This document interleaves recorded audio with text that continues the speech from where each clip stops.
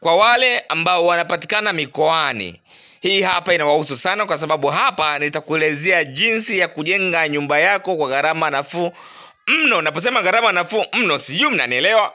Sasa iko hivi, kitu cha kwanza hapa nimekuletea jengo ambalo lina unit 4, na unit hizi ni za kupangisha. Kila unit ina chumba kimoja. Hicho chumba ni self, lakini kina upande wa jiko ndani yake.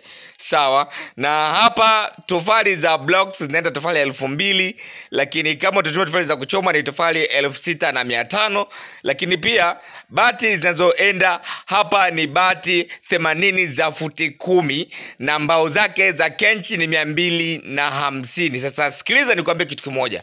Ili uweze kujenga jengo hili kwa gharama nafuu, kwanza utatakiwa kuanza na jengo kwa maana ya boma. Wakati ambapo utakuwa unajenga boma, unaweza kuanza na vitu viwili vya msingi sana. Cha kwanza, wakati unaandaa msingi, basi msingi wako uandae kawaida kama unavyojenga jengo la kawaida, kwamba utatumia simenti, sawa, na mchanga na simenti of course. Baada ya kuandaa msingi wa simenti, ujenzi wa boma tumia tope. Sijui tunaelewana? Tumia tope kujenga jengo hilo, sawa, paka usawa wa renta.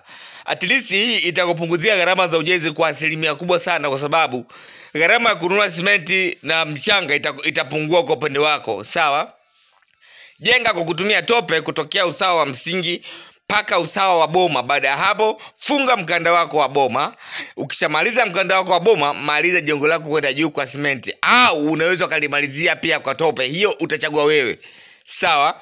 Hii hapa sitairudia tena, nimezungumzia hapa. Kama hautakuwa umetazama video hii, basi itakuwa imekupita. Na research hii nimefanya kwa muda mrefu sana, kwa sababu kuna muda tunaamua kuchagua kufuata yale ambayo tunakuwa tumefundishwa vyuoni, tumefundishwa mashuleni, lakini yanakuwa ni kinyume na vile ambavyo inaonekana katika uhalisia, katika maisha ya kawaida. Kwa sababu nenda katika mji wako uliozaliwa wewe, katembelee majengo yale ya zamani, utarudi uniambie kati ya majengo ya zamani yaliyojengwa, yale yaliyojengwa kwa simenti, mengi yamebomoka kuliko yale yaliyojengwa kwa tope. Yale yaliyojengwa kwa tope ndio yale ambayo yanaendelea kudumu mpaka sasa, kwa sababu ipo sababu ambayo inapelekea vitu hivi kuwa vinashikana zaidi kuliko material ya simenti, kwa sababu simenti ni material ambayo huwa yanakuwa yana expire. Kwa hiyo kama yanakuwa na expire katika namna ambavyo inakuwa imetumika kwenye jengo hilo, jue muda wake utakapoisha na ubora wa jengo utapungua. Sasa hii hapa nimekuletea kama code, ukifungua basi inaweza ikakusaidia sana.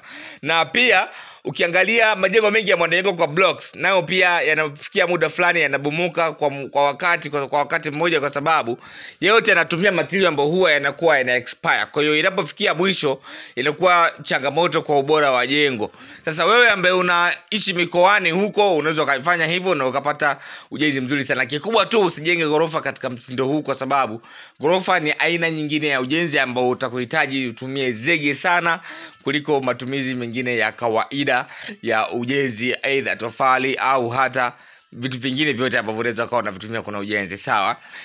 Na ukiangalia hili jengo, katika kila chumba kuna jiko. Of course tunaiongezea hii kama ufanisi, kuhakikisha kwamba kila kitu kinakuwepo katika jengo hilo, ili yule ambaye atakayekuwa akiishi katika hili jengo basi anafaidika na kunufaika na vyote ambavyo viko humu ndani. Lakini pia hii pia itaendelea kuwa faida kwa mwenye nyumba, kwa sababu utawafanya wengi waone kwamba ipo haja ya wao kuja kuishi kwenye nyumba yako.